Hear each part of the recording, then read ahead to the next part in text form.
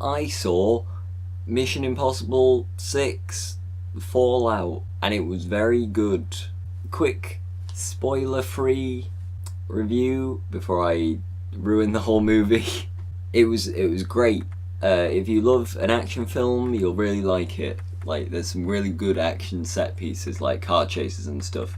They're really cool. There's also, and this is a Mission Impossible staple, everyone always betrays each other. There's a million double crosses. You will see none of them coming. You've just got to go with it. I did the Now You See Me video a couple of videos ago, and I complained that they had too many twists. Mission Impossible, you expect it, and the twists aren't nonsense, so it's better. That's my explanations for my double standards. Okay, spoilers from here, look out, I'm gonna ruin the film. But before I ruin the film, I'm gonna talk about the cinema that I saw Mission Impossible at, because it was a new one for me. I went to a drive-in cinema. It's something I've always wanted to do, just from seeing it in other movies, although they kind of gave me unrealistic expectations of what happened. My perception of drive-in cinemas from movies is you go see a drive-in cinema, and then at some point in the film, a giant monster like jumps through the screen or something. Like, you watch a monster movie, and then partway through the film, a monster comes through the screen and starts like terrorizing the audience. That didn't happen, which I'm both thankful for and disappointed by. It's not like a common thing in the UK. This particular chain of them has like 2 locations, and there was another one that I found. No matter where you live, it's probably going to be a bit of a trek to get there. Like, I had to drive an hour from my house, but definitely worth it. Take in all your own snacks, take in like your blankets and pillows, have a cozy time in your car, and it's great because you get to yell for the whole movie and no one can be annoyed with you. Like, usually in the cinema, you gotta keep your reactions like to a sensible level. Like, you gotta keep it at like 3 or 4. You can't go over the top. Drive-in cinema, because you're in your car, no one else can hear you. My reactions were just like 10 out of 10 every time. Anytime there was a twist, I was like, oh! Anytime any action stuff happened, I was freaking out. So the movie, classic action movie kind of premise. Tom Cruise has got to save the world. Some bad people want to make some nuclear bombs and blow stuff up, and Tom Cruise can't let them. His mission, if he chooses to accept it, is to retrieve the plutonium and stop it falling into the wrong hands. As always, he's accompanied by his friends, Simon Pegg's character and Ving Rhames' character, who, they're great in these films. They don't have a whole lot to do, but they're a fun addition, while Tom Cruise is off doing stupid things and actually doing the stunts and hurting himself. New in this movie, it's Tom Welling. No, it's not. I mean Henry Cavill. My friend who I saw the film with, she mixes up Henry Cavill and Tom Welling, and I had no problem with this until she mixed them up, and now I can't get them the right way around. Henry Cavill's in this film, and he's got his Justice League moustache. I'm past spoilers now, but let's just say that Henry Cavill won't be in Mission Impossible 7. So the Mission Impossible movies are really good at like doing cool twists that you don't see coming, and they fake you out. Like at the very start of the movie, before we even have the title sequence, it had been a while since I've watched a Mission Impossible movie.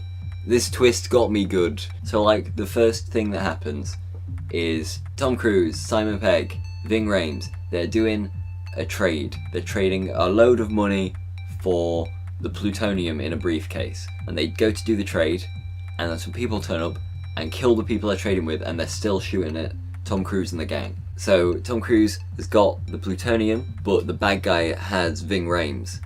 And Ving Rhames is like, Ethan, don't worry about me, man. You've got the plutonium. You can't give them it. They're going to make some nuclear bombs. But Tom Cruise, he's not going to abandon his friend.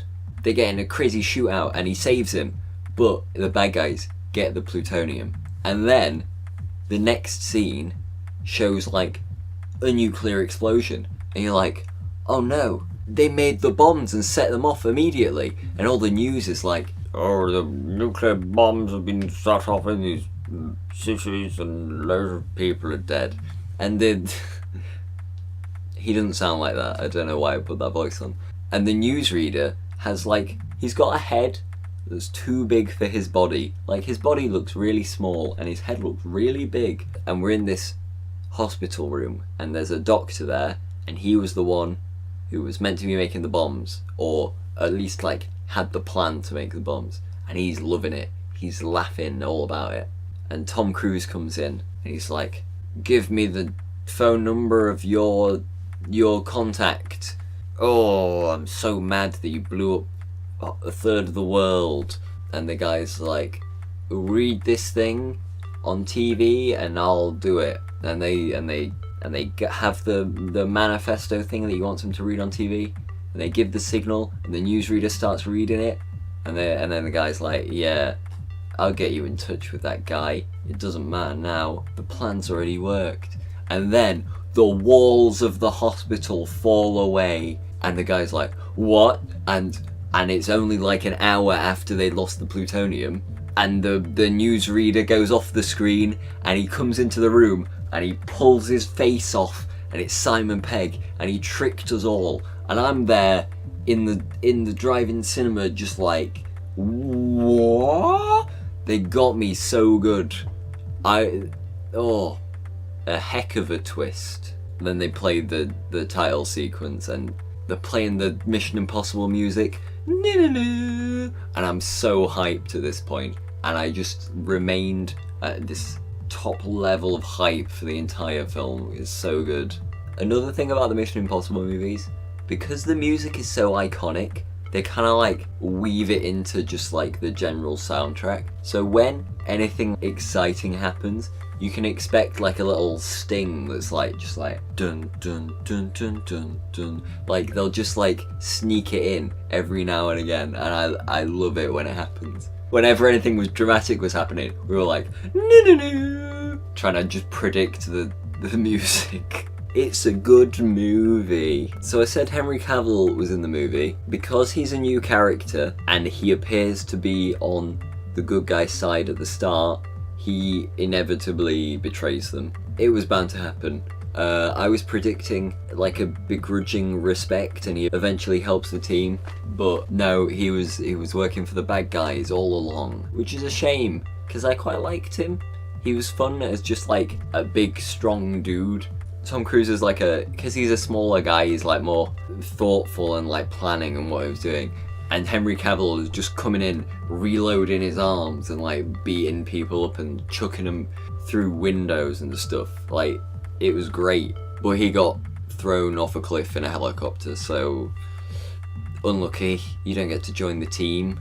Also, this is barely a point, but like they mentioned that Ethan Hunt, Tom Cruise's character's wife in the films, they like decided to like break it off, and she's gone around the world volunteering in like these hospitals and stuff. And her new husband, it's Seneca Crane from the Hunger Games. I love when he turns up in things. His beard is never as ridiculous as it was in the Hunger Games, but he's still got a good beard. He's always like a nice guy as well.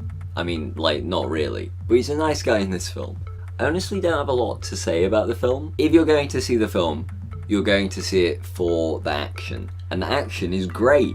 But me talking about it isn't really gonna do it justice. So if you want to see a really good action movie, go and see Mission Impossible Fallout. It's an awful lot of fun. You can yell the whole movie.